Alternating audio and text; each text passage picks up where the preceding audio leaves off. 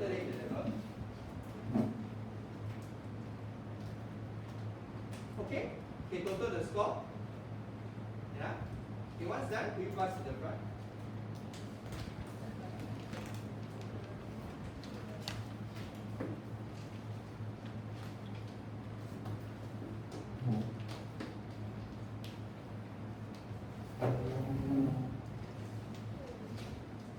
May I just get a sensing? Okay, usually J3 there won't be console until after your big quiz. You know, the graded quiz before you go for your June holidays. Yeah? Then from there, right, then we'll find out, you know, who needs a little bit more time. How about I just want to check with our class if we want to have consults earlier. Not console, don't think of it as console, but I open up a standard fixed consult time so that we can catch up together as early as possible before things snowball. Would you be open to that? The time I'm free are Thursdays after school. Because Wednesday got a lot of CCA, Tuesday got extra lessons. Okay, so Thursday after school, 2:30 to around 3:30 is when I'm available for a standard block consult. So I can step into our class and then we can clear any doubts. Sorry, your chemistry and physics got console? No, right? Yeah, but I don't want to wait until it's too late. Okay, so we capture everything and then we make sure everyone is together. Then we can go and move on as a class together.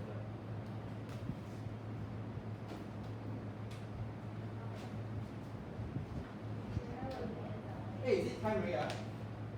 Not bad. Okay, 2 more minutes. Breakfast time is over.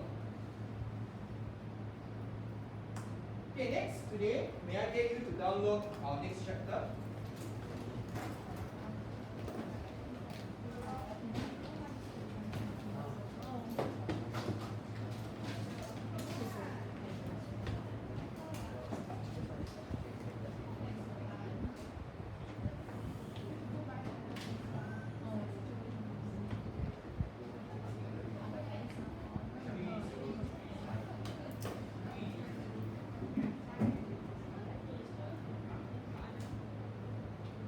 Two things I'd like you to download.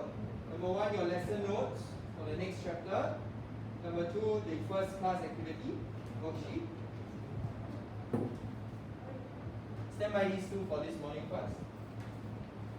I have you until 10 o'clock. I started at 8, 9. Okay, 10:30. Is it?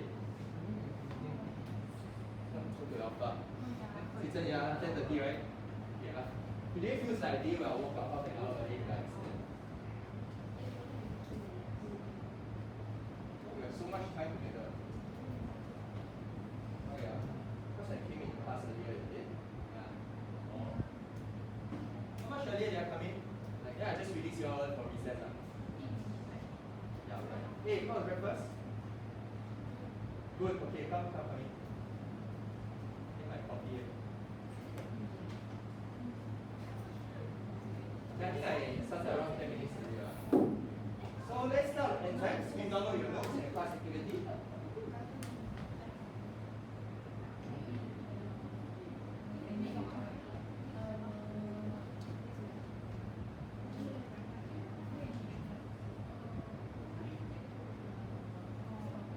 How young is recording now?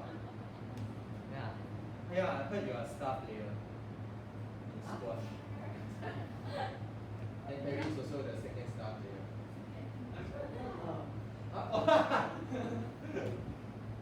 Oh, you have anything to say about that? Perry says he's better than you. In the heart. I know. So No. Okay, let's begin this chapter. But before we formally begin the chapter, can you have a quick buzz with your friend what you know about enzymes? Then we'll have a word splash on the whiteboard. What do you know about enzymes offhand from your experience in lower J so far? Enzymes.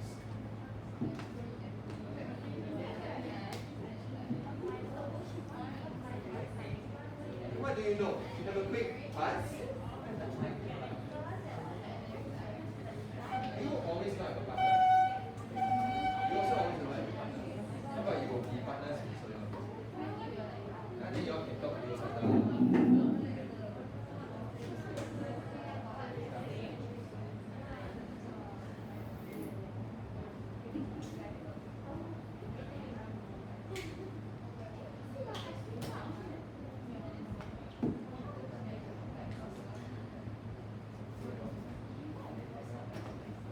Okay? Alright, okay, since today I have a little bit of time, maybe we just take a short pause for a while. Okay, can I just really get honest sensing from you all? So far in the chapter of biomolecules, you feel like it's really, really tough as a topic. Biomolecules. Okay, then we use 0 to 5. Okay, everyone, close your eyes. Everyone close your eyes, then you don't need to feel embarrassed or whatnot. Okay? For the chapter, I just want to know how challenging you find the chapter. If you think it's really challenging, you give me a 5. And then if you think it's okay-ish, okay, so it's a scale. 5 means most challenging, 0 means not very challenging. Okay?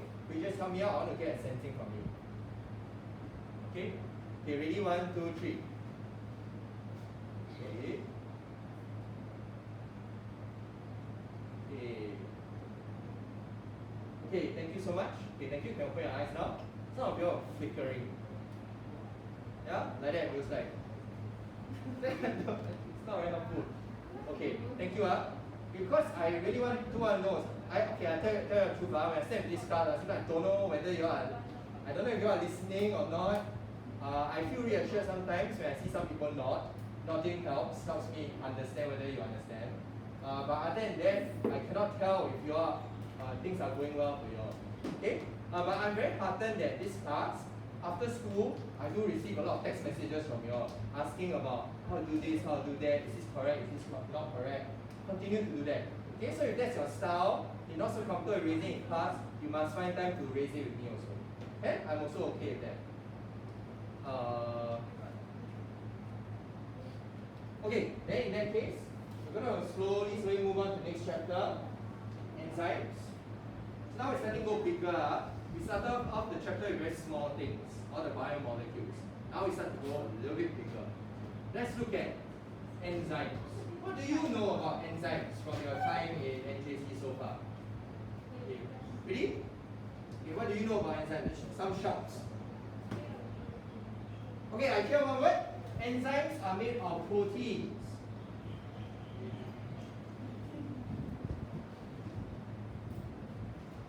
Okay, anything else? They digest nutrients. They could break down other biomolecules. Okay, let's combine those two together. They can break down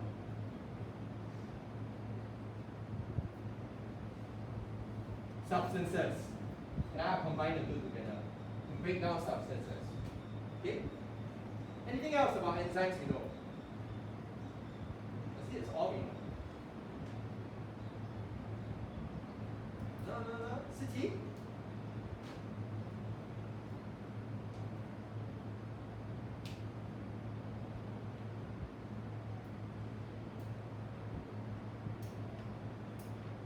Is there anything you'd like to add on? Okay, can we find the digestive system? Thank you, Siti. Can we find the digestive system? Which part of the digestive system? Stomach have? Small intestines have? Yeah? Anything else about enzymes?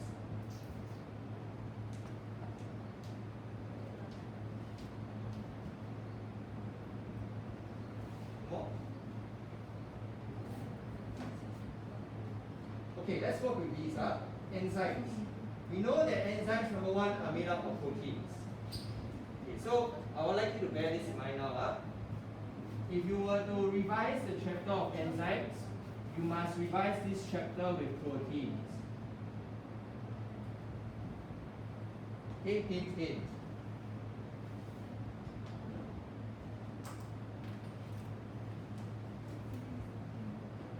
Why?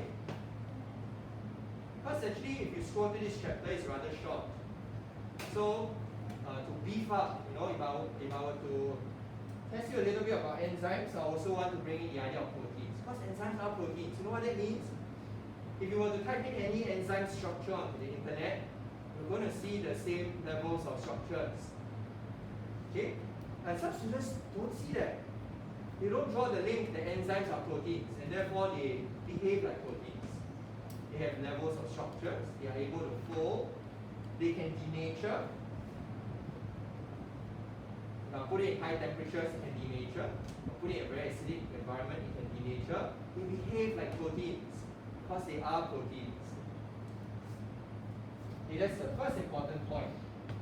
Second, let's open our mind a little bit more. We learned in lower GH that enzymes can break down substances. But did you know that enzymes can also build up substances? Okay? So enzymes don't just break down, they can build. Have you ever wondered what's building all the carbohydrates in your body? What's building the glycogen? What's building the proteins from amino acids? What's building the lipids from from glycerol and fatty acids? Enzymes. Enzymes are like the molecular builders. They help build things. They don't just break things down. Okay, so this is the next point that I'd like you to open your mind on, so that and you start to spot them along the way. Last but not least, the enzymes we know of, or at least the first time you encountered enzymes was in the digestive system. But in reality, enzymes are everywhere. You know you have enzymes on the surface of your eyeballs? Just breaking down random debris that lands on your eye is helping to break it down. You know there's enzyme on the surface of your skin. Helps keep your skin clean. There are enzymes everywhere. There's enzymes flowing through your blood to break down any foreign things that go in. There are enzymes in your tissues that help to build things up. Enzymes are not just in the digestive system. They are almost every part. Yeah, don't you write this down, it's basically right. Okay, enzymes actually can be found almost every part of your body, carrying out all sorts of different functions. So let's open our minds there. Okay? As a biologist, as you progress through the levels, I hope we move beyond the idea that enzymes can only be found in the digestive system. They can be found almost everywhere and anywhere in your body. Okay? And with that in mind, let's start off first with enzyme that we are very familiar with, our favorite amylase. And you've seen this particular model before. I'd like you to start off today's class activity, could you scan this particular QR code, or you can access the link that's provided. And let's have a look at the structure of this enzyme. You'll find that we are just looking at the structure of a protein.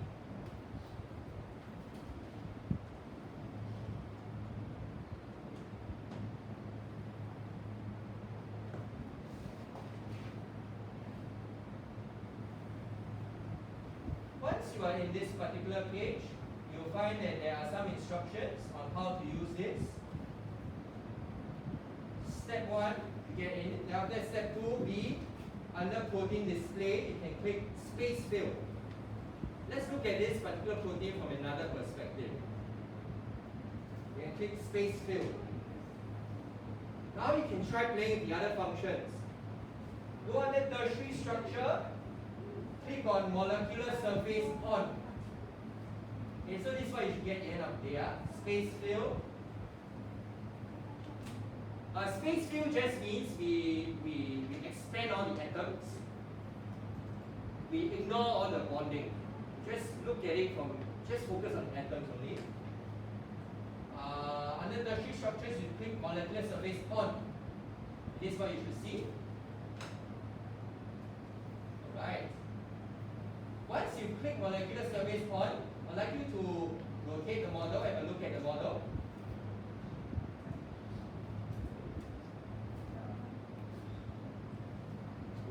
As you look at this model, notice that so far when we look at proteins, we were looking at it in terms of like wires, right? Wires that have been folded up in many ways. But if we were to look at protein from another perspective, actually, the protein has a surface to it. And the surface is not smooth. This surface has many bumps here and there, almost looks like a rock. Really, really looks like sometimes the things you can dig out of a dog's ear, right? Or you unclog something from the pipe and this comes out. It's very rugged. The surface is not smooth. Lots of bumps here and there. Can I get you now to show the glucose dimer? Glucose dimer means maltose. Amylase can digest maltose, yeah? Amylase can digest maltose.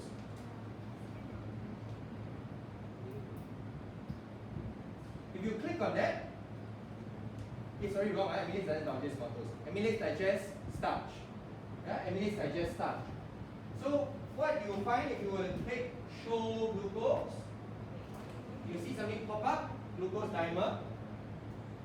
What they are showing you there is two glucose joined together because they cannot afford to show you the entire starch molecule. So they just show a short segment of it.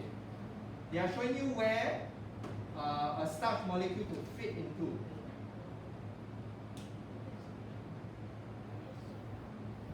Do you all do your SLS for enzymes?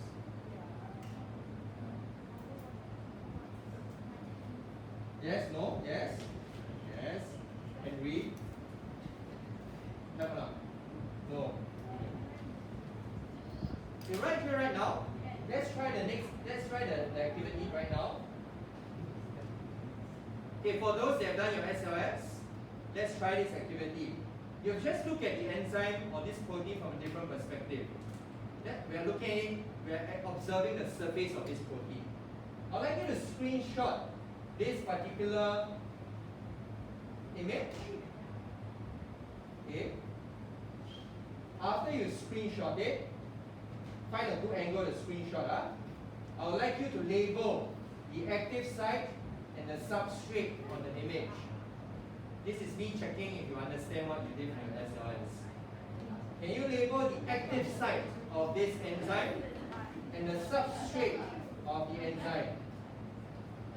If you've done your SLS, you should be able to label these two things. Can you try now?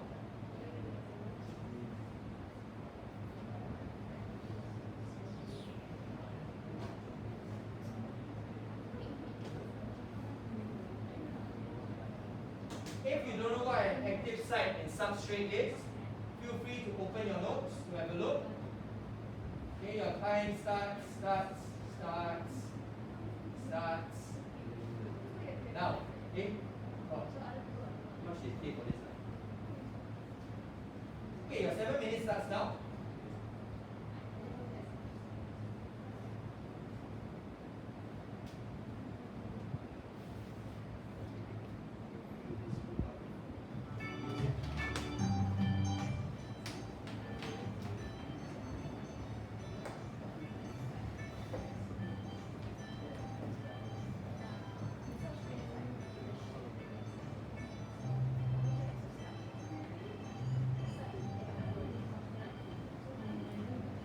Again, if you don't know what substrate and active site is, you can read through your notes.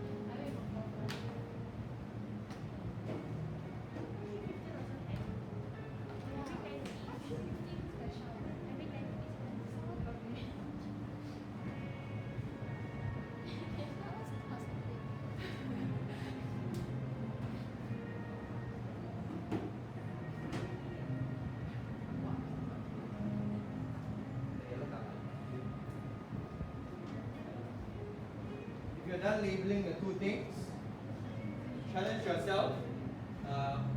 How will you label the enzyme substrate complex if you know what this word means? Enzyme substrate complex. How would you label that?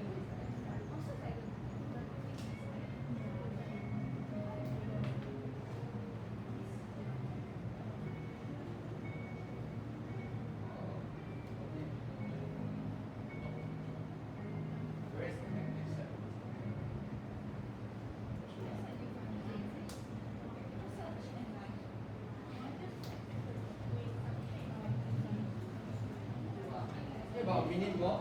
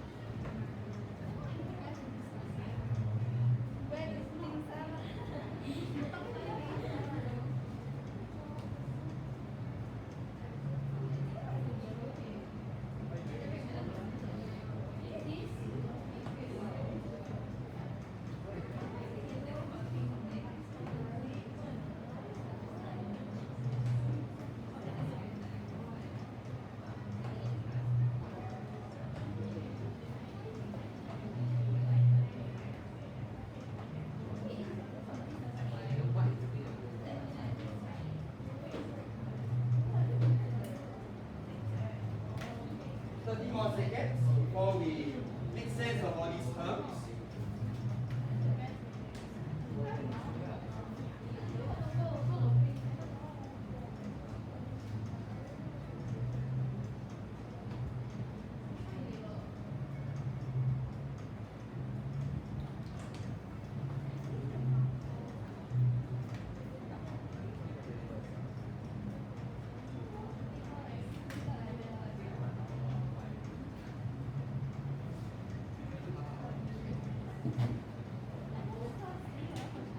Okay, your time is up.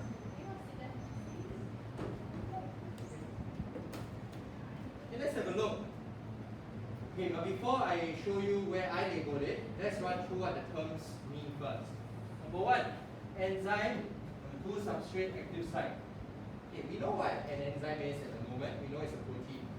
Okay, and if you have switched on the molecular surface, you will see that this protein has a bumpy surface.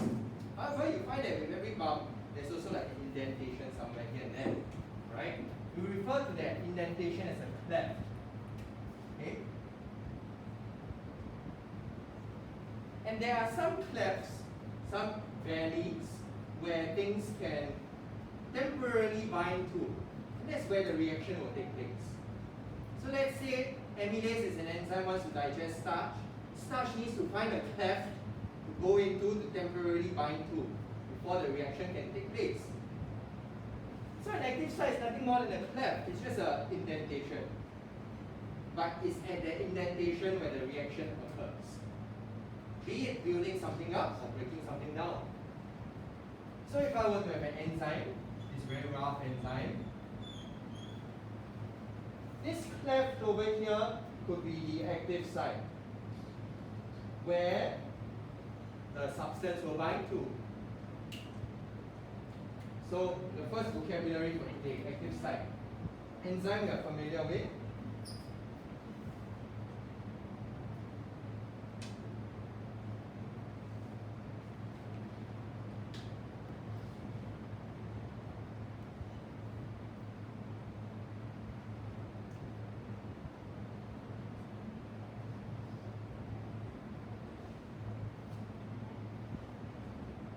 Last vocab today, substrate.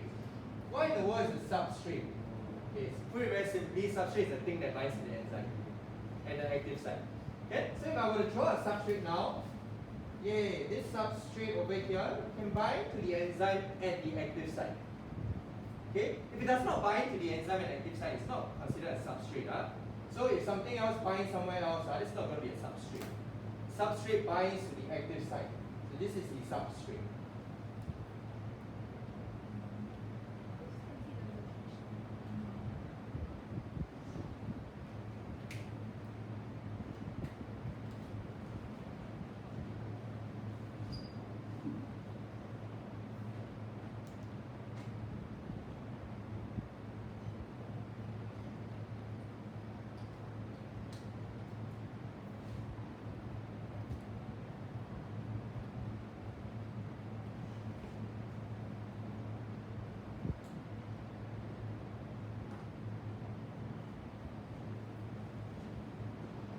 And as I mentioned earlier, a lot of reactions that enzymes can do. On one hand, they could break things down. A substrate could go in, and the reaction that happens there could be hydrolysis to break it down. On the other hand, I could be building things up. I could have multiple substrates going into the active site, and the outcome of it is that I build something. Okay? So enzymes can break down, it can build up.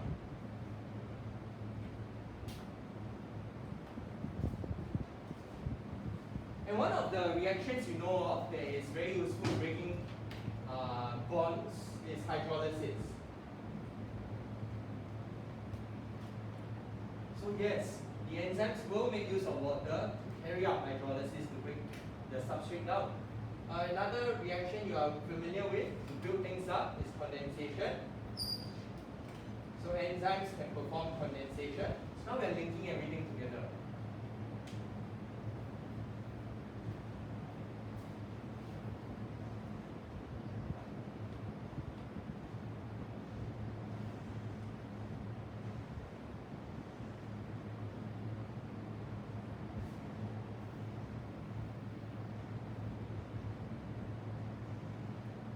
I'd like to draw your attention to your notes. In your notes, you may come across two words.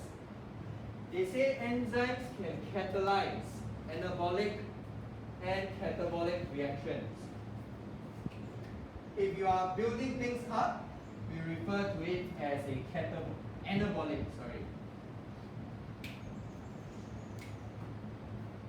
anabolic reaction.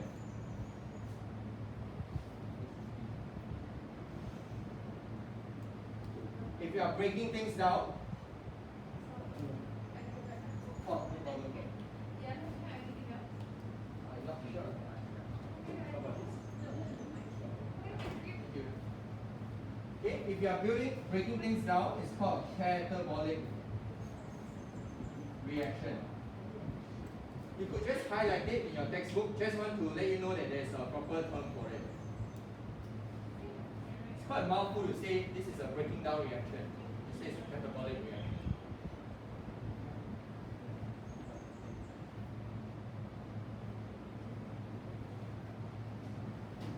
As I read the textbook now, I realize there's one more vocab that you should make sense of.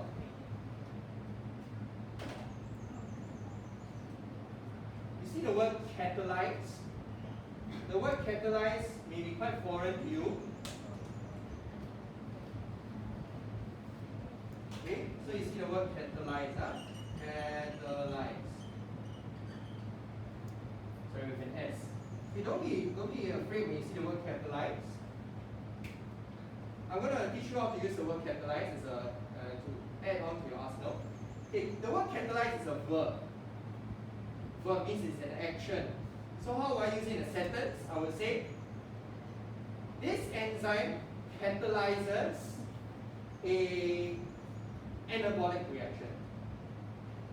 This enzyme catalyzes a catabolic reaction.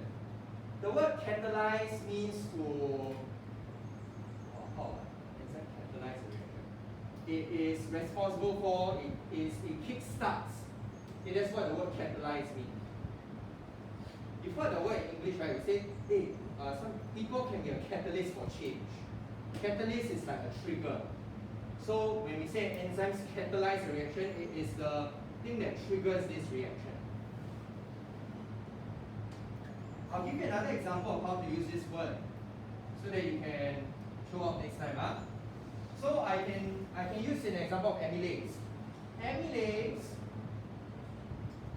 catalyzes the digestion of starch to maltose. Catalyze is just a verb. If I were to substitute it with something else, I could say amylase kickstart the digestion. Yeah, but there's a proper word for it. Amylase catalyzes the digestion. You can use it for a lot of purposes. You can say pepsin catalyzes the digestion of proteins. Okay, so that's how you use the word catalyze.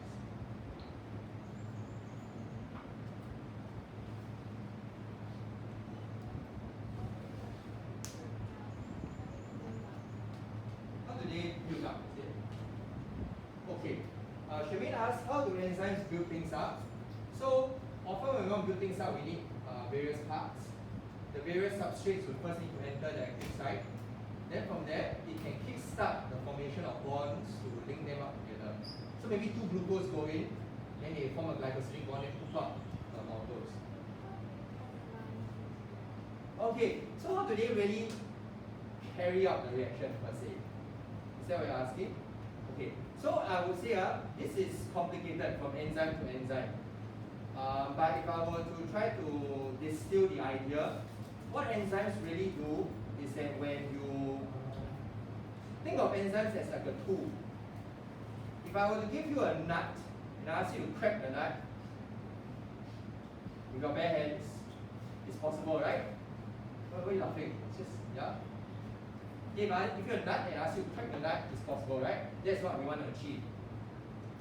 But it's going to be very hard if you use your bare hands. Enzyme is nothing more than a tool. For example, I bring in a nutcracker. Think of an enzyme as one function, it could be a nutcracker.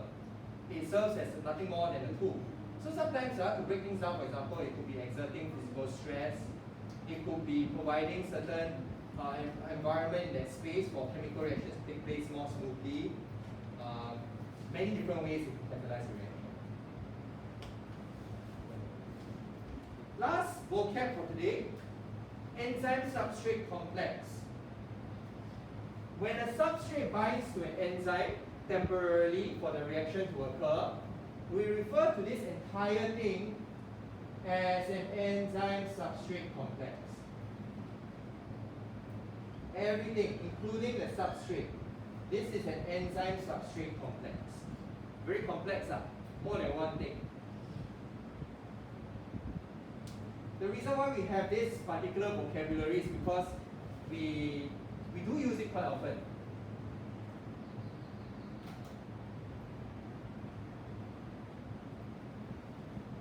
How might you use the word enzyme substrate complex in a sentence?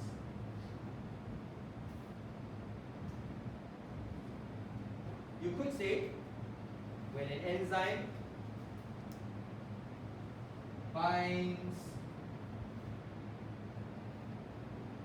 when a substrate binds with an enzyme, it forms an enzyme substrate complex.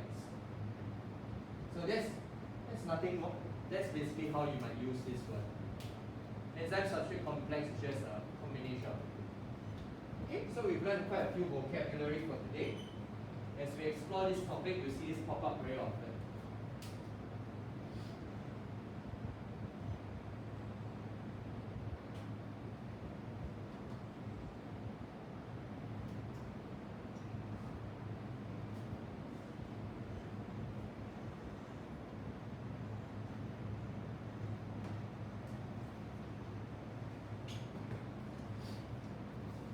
Where would you have labeled your substrate?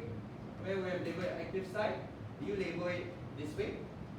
I labeled my substrate as the molecule that's binding to the cleft.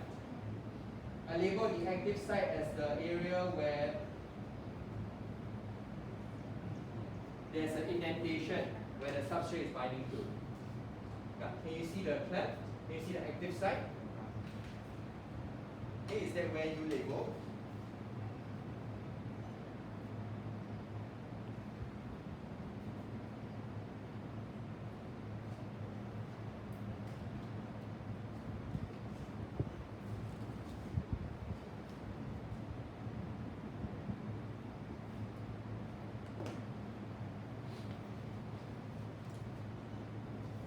you're done, why don't we practice again? Enzymes are proteins. So let's practice the skill. How many levels of structure do you see in this particular enzyme? Now I don't use the word protein already. How many particular structures, how many levels of structures do you observe in this enzyme? Can I get you and your pair, your partner, to fill in the blanks below? Describe the level of protein structure present in the enzyme amylase.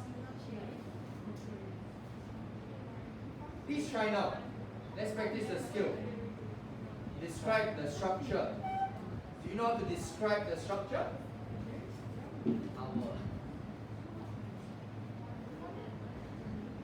Okay, try your best now, work together.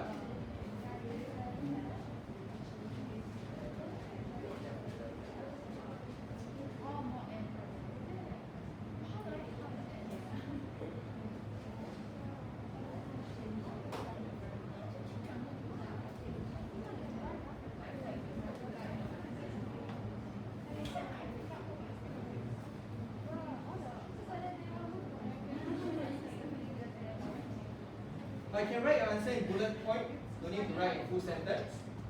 Just a quick exercise, yeah? The more proteins we see, the less you'll be surprised in a quiz or exam because there's only so many proteins I can Google.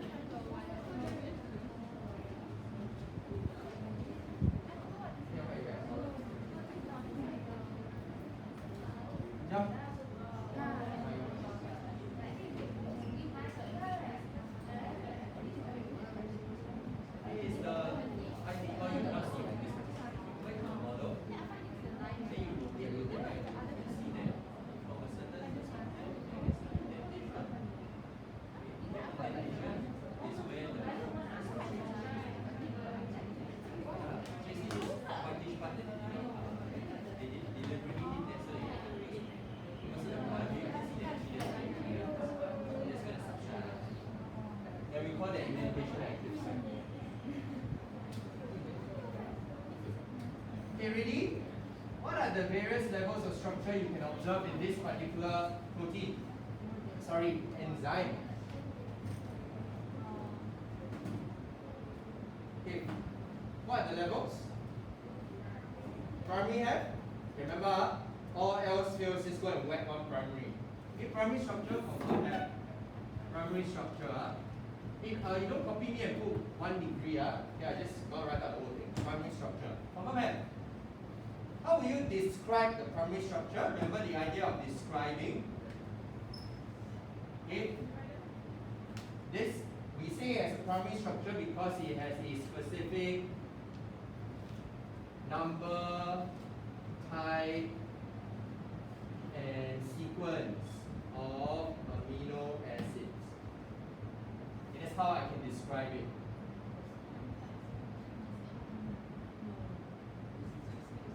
This enzyme has a particular sequence, number, and type of amino acids. Therefore, it has a primary structure.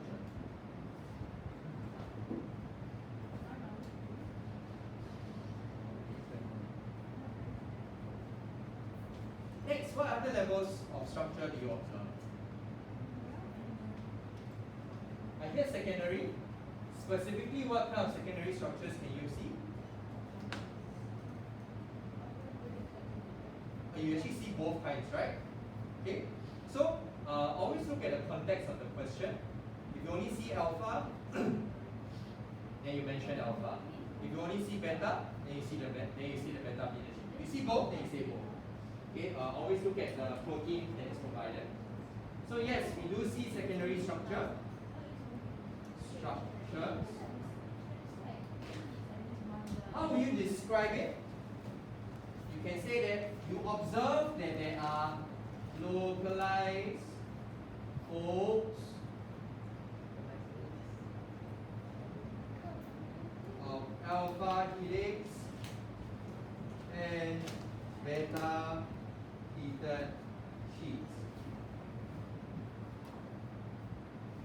Oh yeah, yeah. Because sometimes they spell like Felix as CS, and sometimes it's X. Oh, okay. I think it's a matter of whether you're looking at one or singular or plural. So this is one alpha helix. Then if it's many, then it's helices. Yeah. Plural means many, right? Yeah, we always teach you about chart. Okay, so singular. Singular. Then this is plural.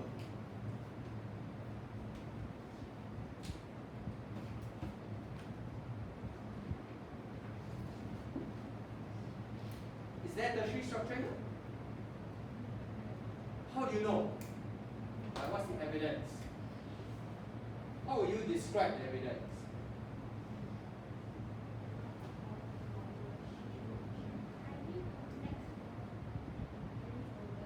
How? Okay, I get highly folded. That's one way. That's one evidence. You see, it's highly folded. Anything else? Okay, then the next descriptor we usually tag with is as a 3D globular shape. Globular just means lump. Okay, but it's a more fancy way to say lump. It's a 3D globular shape. If you want to explain this to a little kid or grandma, it's a 3D lumpy shape. 3D globular shape. That's how I can describe. This is the evidence for me saying and claiming that these three structures exist. There is no quaternary structure because I cannot spot more than one polypeptide. It's actually just one polypeptide. If you go and look at this model, scroll here, scroll there, rotate it, you'll find that it's just one polypeptide. Only two ends to this polypeptide. I don't find more than two ends.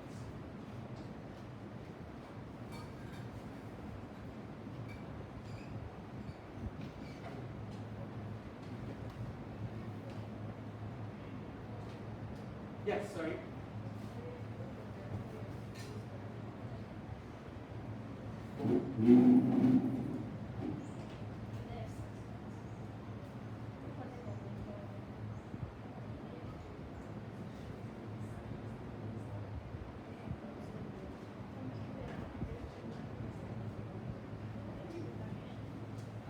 Oh yeah, is this still recorded? Yeah? Wow, not bad. I'm going to charge my iPad.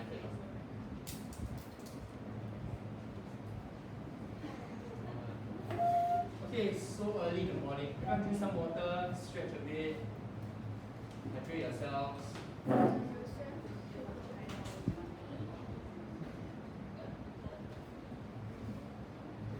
Okay, that was the appetizer. Let's go to the main course. Okay, but before we go to the main course, drink some water, really hydrate yourselves. Let's have a short break.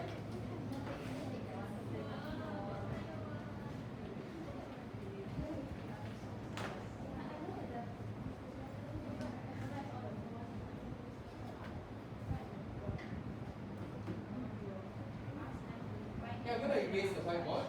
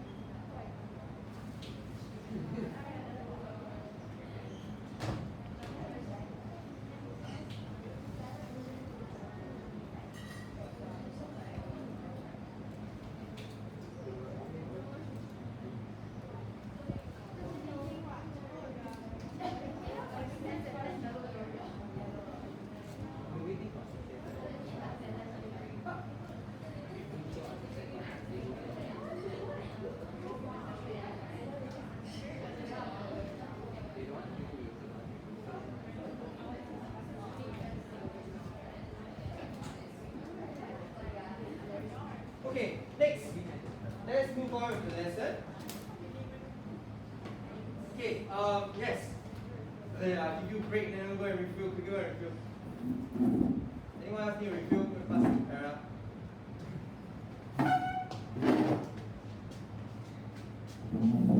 Okay, let's go to the main course. Okay, for those that have done your SOS, you may have encountered or you were asked to read this particular article, which shares with you that actually there are two theories, two hypotheses for how enzymes bind to their substrates. You have come across one particular model called the lock and key model of enzyme binding. Yeah? If we say that this is, if we look at this particular enzyme and substrate, which is the lock, which is the key? Which one is the key? The I. The substrate is the key, right? Why not, right? So this is like the key, this is like the lock. Another thing about why we call this the lock and key model of binding is because the substrate's shape is complementary to the shape of the active site. Like it fits just nice. You know, like you know, when you're a little kid, do you remember, have you ever played those things where you put one square into a square hole? Then like, you got to see little kids play with all those kind of shape games. Okay? Okay, so if I want to introduce some words that you can use to describe this, you can say that the substrate,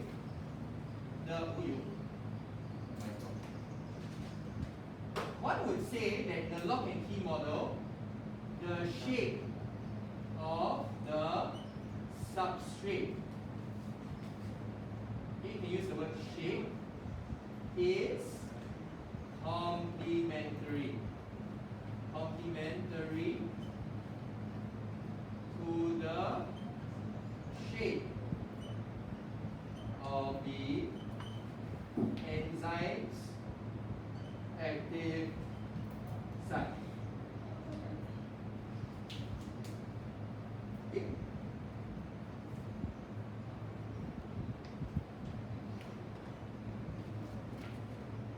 This is how I could describe the lock and key model.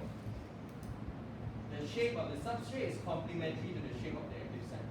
Like a lock and a key. Fits just nice, you know, shape-wise.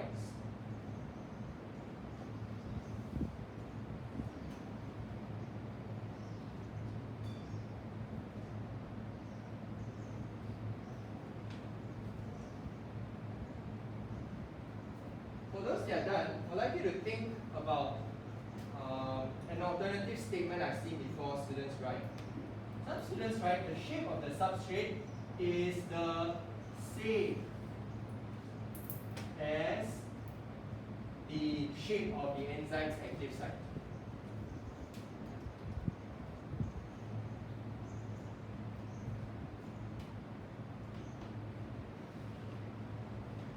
Okay, do not describe it as the same. The shape of the substrate is not the same as the shape of the active site.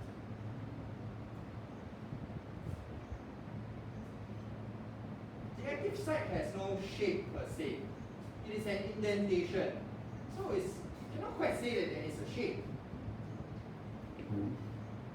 So it is not correct to say that the shape of the substrate is the same as the shape of the active site.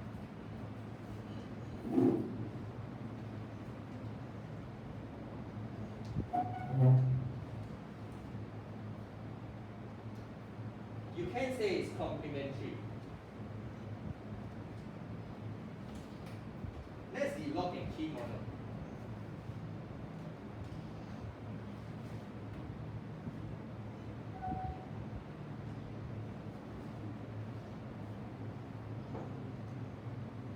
But here's the alternative theory. The alternative theory is the infused fit model.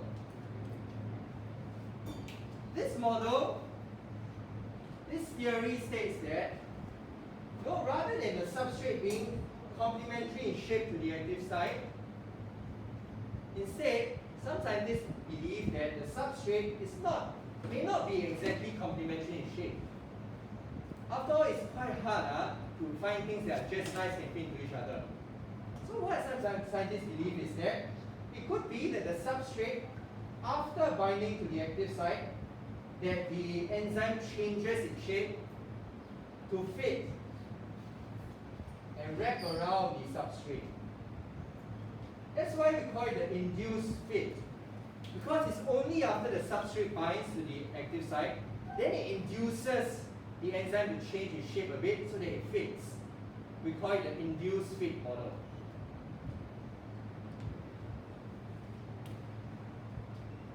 Yes? So which one is correct? It depends. You really have to look at the molecular level, how the enzyme functions. So some enzymes work via this method. Some enzymes just nice, the substrate and the active site all complement in their shape. Some enzymes, even though the active site is not complementary fully to the shape of the substrate, it can still work. So they theorize that likely after binding, it changes its shape to fit. So I would say, to answer your question, different enzymes adopt different models.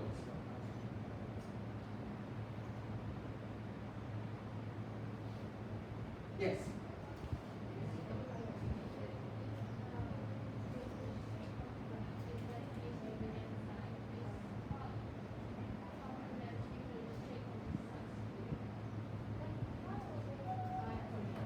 Okay, so Shemaine asks, if the active site shape is not complementary to that of the substrate, how does it bind? Okay, so maybe I need to draw a before and after. So this is the before, when the substrate just touched the active site. What would the after look like? The after will look like this. After the enzyme changes its shape and starts bending downwards, it wraps around the substrate at the end of the day.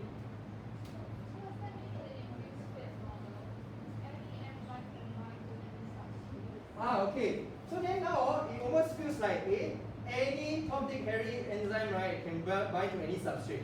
It feels like I can just wrap around everybody, right? Okay, so if we go to university and study a little bit deeper, enzymes don't just work on the shape, they also work on what kind of bonds that they can form. Okay, to keep it there. So if the bonds are not the correct bonds, then actually it will not be able to form that enzyme substrate complex. Okay, so here's the key difference. The key difference between the two models is that the first model on top, it fits just nice, don't need to change anything. The second model, we need to change the shape of the enzyme a little bit so that it can match up with the shape of the substrate. That's the difference between these two models. And some enzymes follow this, some enzymes follow this. Personally, I think a lot of enzymes follow this particular model. You just go and look at the amylase. You need to look at the substrate that's binding to it. It isn't exactly complementary in shape.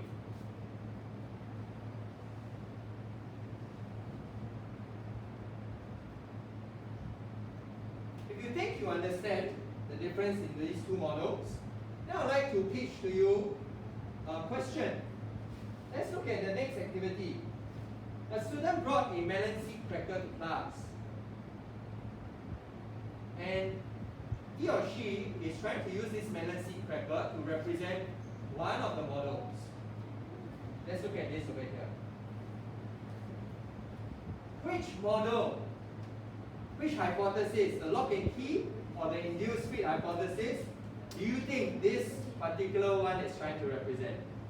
Okay, could you have a quick buzz with your neighbor? Pen down in bullet points. Which hypothesis do you think this nutcracker is trying to represent?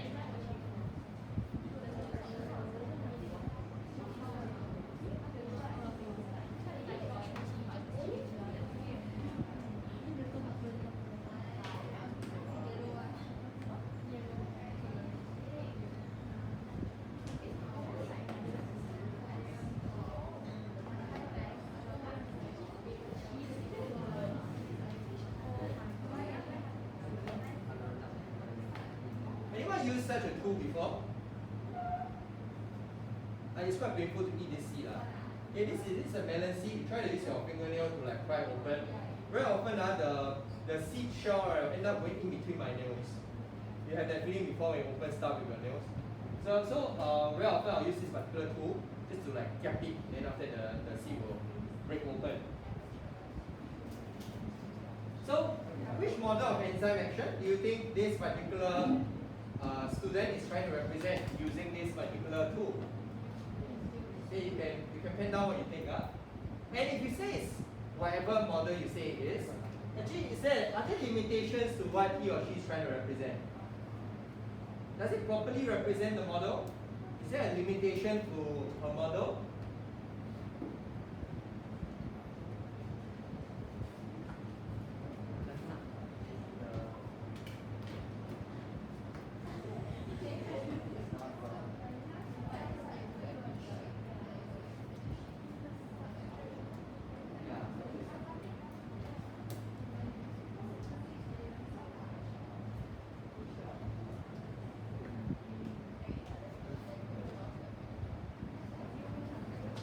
Okay, which model do you think this student is trying to represent?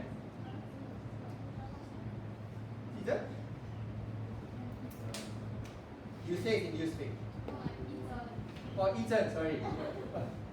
sorry, not Ethan. Hey, sorry, not Ethan. Ethan, what do you say? Induced fit. Okay, why you say it's induced fit?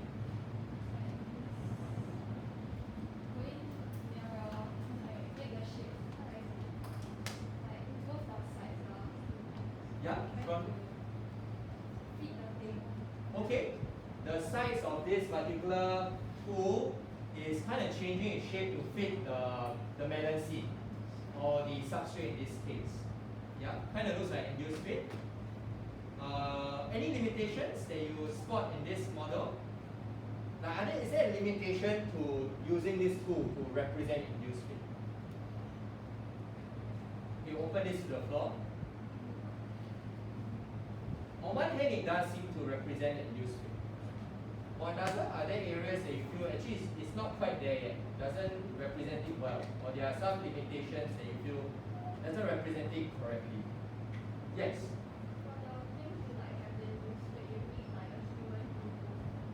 Oh, okay. Okay. So one limitation could it be that we look at the enzyme. The substrate bind to it, the enzyme changes shape by itself. And over here, you require one hand to come in to go and change the shape for it to actually happen. That doesn't really happen for enzymes. The enzyme, after the substrate binds to, it can trigger the enzyme to change the shape. So if it were a better model, it would be I put the melon seed inside. This tool just automatically close it and cap it. But no, this one requires a hand. The enzymes don't really work that way. Any other limitations you spot? Close until the seed breaks. Oh, okay. It closes until the seed breaks. Okay. In induced fit, when it closes up to the point it matches complements the shape of the substrate. Rachel brought a very interesting point. This particular enzyme, when it closes, it doesn't close to complement, it closes even more until the melon seed breaks apart. That's a very interesting point. Okay? Any other limitations that you think that this model has? Sorry, you have? Just now you were like a lot of Kiran, you raise your hand just now? No more? Okay, those were interesting limitations. One is that this one requires external force. Another one is that it kind of doesn't just change to fit the shape. It actually does not fit the shape. It closes too much to the point the melon seed breaks. Okay, so this one, there's no model answer or anything. It's an open discussion for all of us. Okay, but if I were to show you a diagram to represent what we've learned so far, in the log and key, the substrate binds to it with no issue. It kind of just fits perfectly. By induced fit, the enzyme starting point, the active site, may not be complementary in shape. You need to change the shape a little bit to fit it properly. That is the biggest difference between these two models. And a question was asked earlier on, which model or hypothesis holds true? And we find that actually in the real world, both hold true. Some go by this hypothesis, some go by another. Question 5. How do enzymes speed up the rate of a reaction?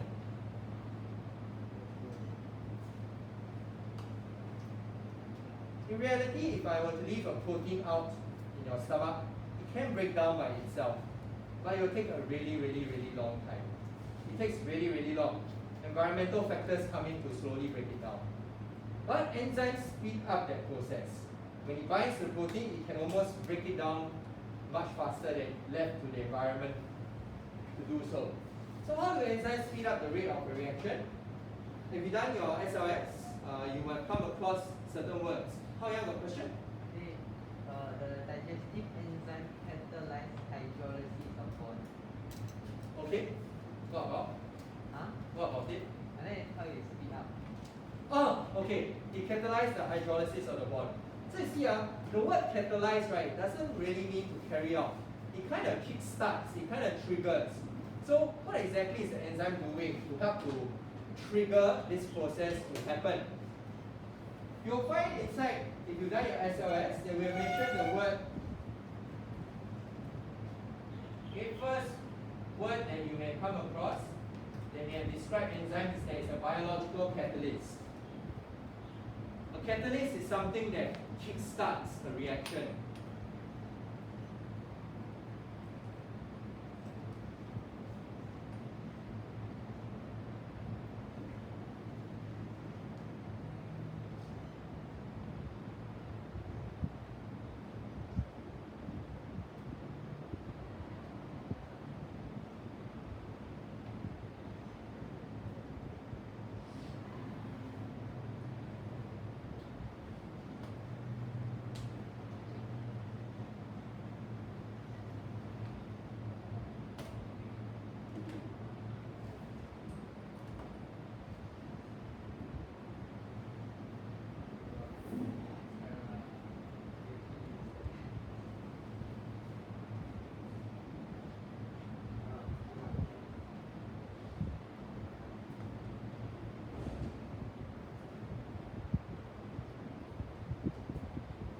Okay, this is quite a mouthful. How do enzymes speed up the rate of a reaction? Okay, before you take a photo, don't need to rush to write this down. You take a photo, screenshot, and just put it in. Or actually, it's in your notes. So the key idea here we want to talk about is this. Enzymes, how do they speed up the rate of reaction? They do it by lowering the activation energy. I'm going to draw a graph right now.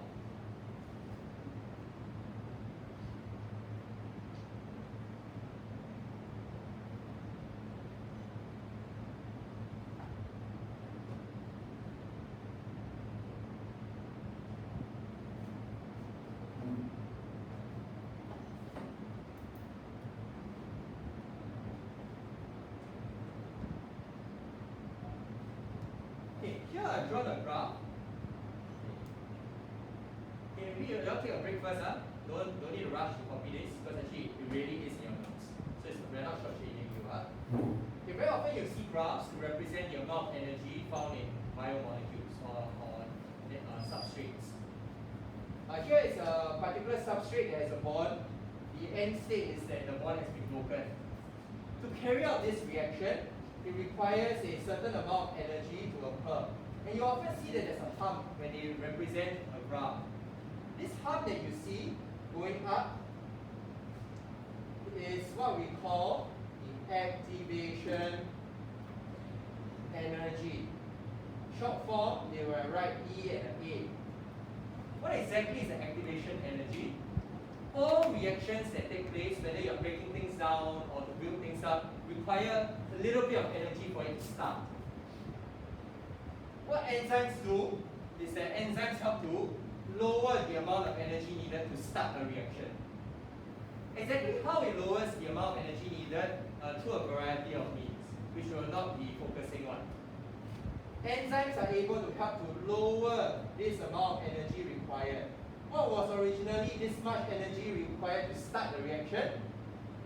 Instead, less energy is required. So that's what it means by lowering the activation energy. It's lowering the amount of energy needed to activate or kickstart the reaction. That's why we say it's a catalyst. Yes? So it only lowers the amount of energy, but doesn't lower the time. Okay. So, if we had not lowered the amount of energy needed to kickstart the reaction, can it still kickstart? It possibly still can. If the environment supplies it with enough energy, the reaction can still kickstart. But it may take a little bit longer for the environment to supply enough energy for it to kickstart. But with enzymes, it lowers the amount of energy needed, so the chances of the reaction starting is much higher. If the chances of the reaction starting much higher, means that per unit time, I may have more reactions taking place than without enzyme. So it does speed up the reaction. Okay, so in summary, how do enzymes speed up the reaction? It helps to lower the amount of energy needed to kickstart the reaction. And the energy we are describing is called activation energy. The energy to kickstart the reaction. Some of you may be very puzzled. How does it lower it? That is quite a complicated topic altogether. You lower it by really a variety of different means.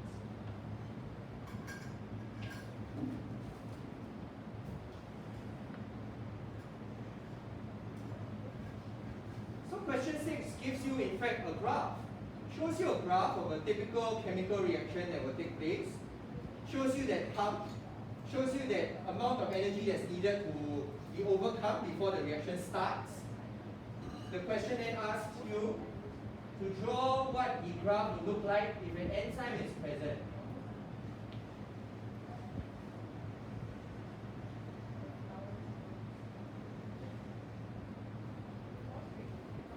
Okay, number 1 in this graph provided, can you first draw an arrowhead with a line to show where the activation energy for this particular chemical reaction is? Can you draw an arrowhead and a line to show how much activation energy is required for this reaction to even start?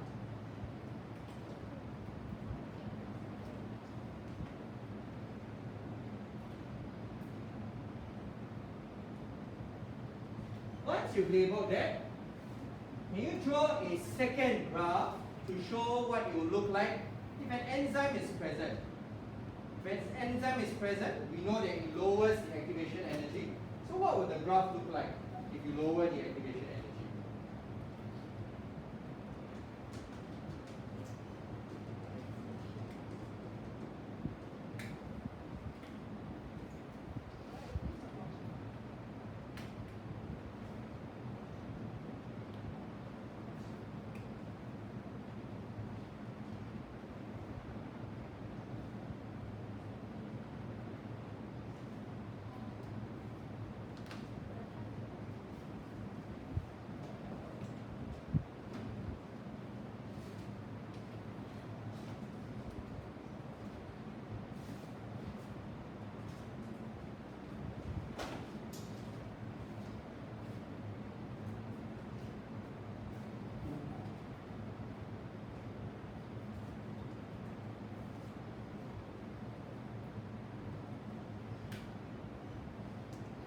Okay, for those that have drawn your lowered activation energy, your graph will look something like that. Okay, my second graph is lower, trying to show that I've lowered the activation energy. Okay, usually when we draw the graph, you will draw it embedded within the original one, meaning that it is lower and is within the boundaries of this original graph. Okay, so you see I started off drawing it close to it, then I lower it, then I move up. Something like that. I will not be drawing the graph to be slightly forward and then go down. Okay? I will bring it right below where it started.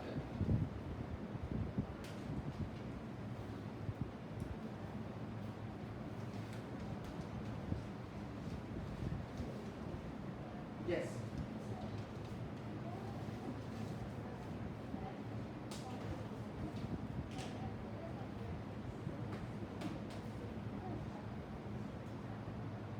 Oh, it is lowered, but Okay, progress of reaction does not mean speed of reaction. Progress of reaction is trying to tell you that, see, there's the reactants, there's the products. They're trying to show you is the, when you see this word progress, they are referring to the direction of the reaction. This is a reaction that's proceeding from reactants to products. So there's no time to this.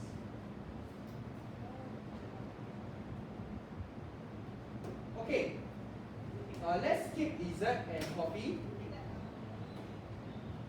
Okay, we can skip the dessert and coffee. I started a bit earlier today, so I should release you earlier for your recess. The clock is not working. If I'm according to my clock, it's still not yet 10:30. Okay, if you're done, you can slowly pack up. For those that are ready, and then you can stand by for recess. How you help me stop the recording? They're running out of the space.